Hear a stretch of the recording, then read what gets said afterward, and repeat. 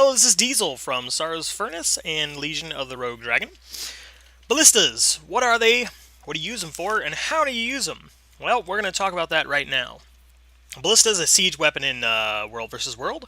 It is generally, rule of thumb wise, it is a anti-infantry slash siege killing device. I would say its uses lie more in the range of siege killing than it does anti-infantry or anything else. The main number of times, the majority of the time I use a ballista, it's for killing siege.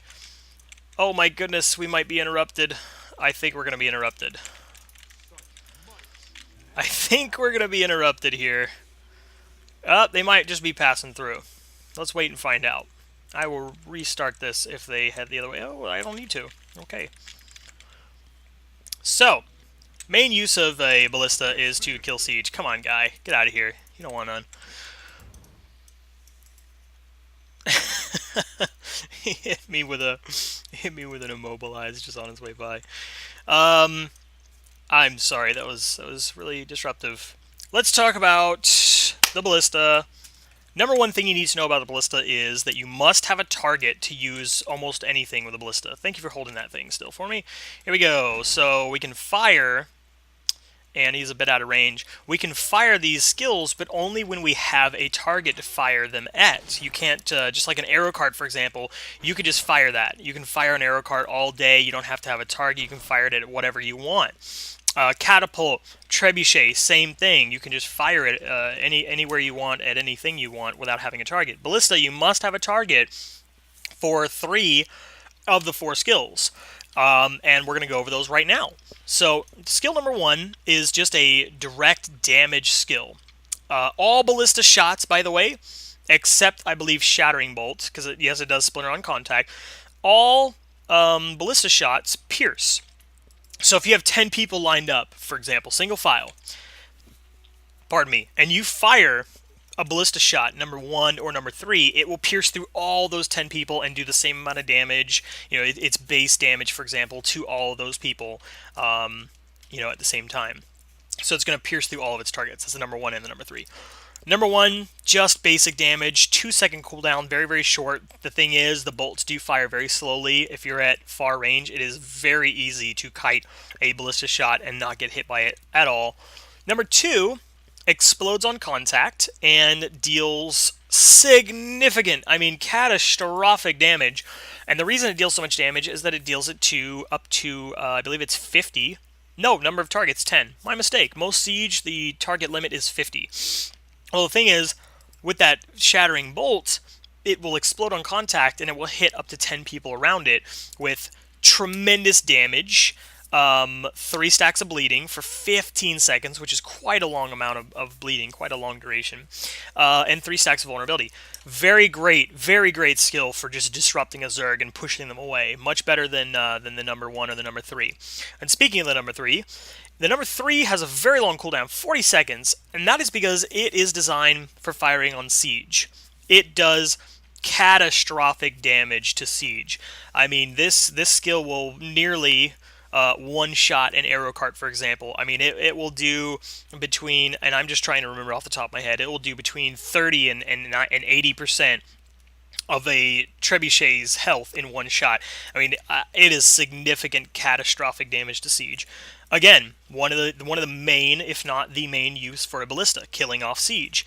You could fire the number 3, pardon me, and then follow it up with the number 1, and destroy your siege weapon. Almost guaranteed it's going to be dead by the time you get to number 1. So the best thing to do is save that number 3 for firing on siege and or gates. You can fire a ballista on a gate. You will do minimal damage with the number 1. You'll do very minimal with the number 3 because its main strength is, you know, the explosive factor, the AoE, and the fact that it causes conditions. But the number 3 does, I believe it's around 3,000 damage to non-upgraded gates. I don't know off the top of my head what it is to reinforced, but the point is, you do a little bit of damage to gates, which is fun, which is nice. Let's talk about the number 4 skill. This is a trait skill. You get it for trading into Ballista in the World vs. World trait line. It fires, just reading the description, it fires a spread of bolts through foes. So again, that's piercing. Does double damage to siege weapons. I didn't even know that, but the thing is, it's really difficult to use that on siege weapons anyway. The thing is, number one, what you have to know about this number 4 skill is that it fires in a straight horizontal line, and I will show you right now. So let's say I want to hit that MOA over there with it. That is not going to happen because it's just going to fire straight out. If anything is higher or lower than your ballista's elevation, you are not going to hit it. So it's great for if you have a Zerg rushing up on your ballista, for example, like that group that came running by, which, now that I mention it, I might actually edit that out. But if you have a Zerg running up on you or a group of people, you can fire that spread shot, and it will insta-down a person being hit by it at 0 range. So point-blank range.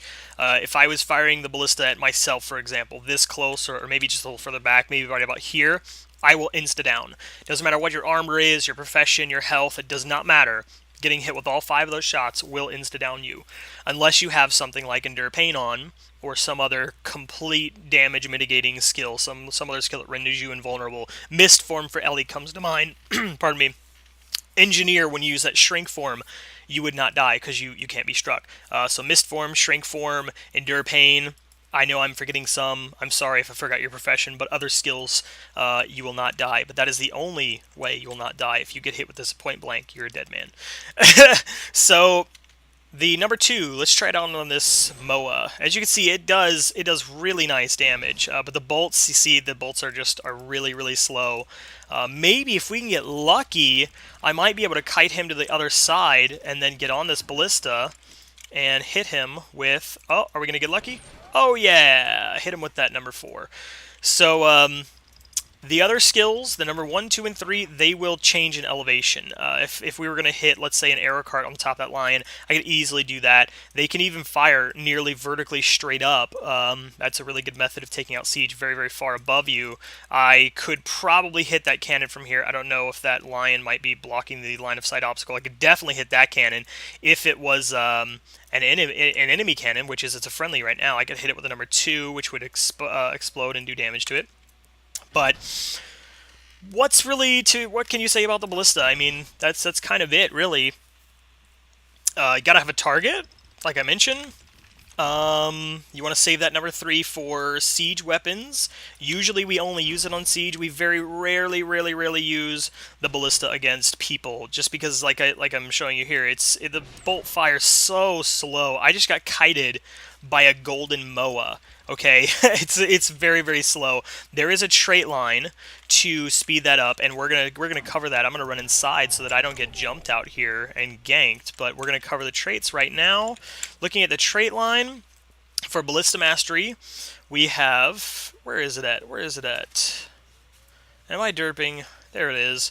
Ballista Mastery, number 1 trait line is, as I said, the spread shot. That's the skill we talked about. The fires the 5 bolts. Doesn't change in elevation. Number 2, ballista damage increased by 25%. Great. Ballista already does a lot of damage. Even more is better.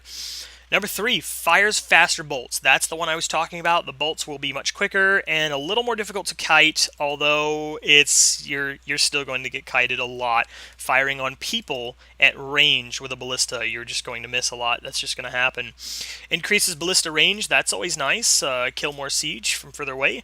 Increase shatter shot radius. Of course, that's great. The more radius you have, the more people you're going to hit in a Zerg situation. And that is it. Thank you for watching this video. I hope this introduced you to ballistas. I always recommend that people try the siege out themselves. I mean, this is not a replacement for experience. You should definitely jump on a ballista and try it out and play with the skills and kind of get the feel of it. There is a bit of a delay between when you fire.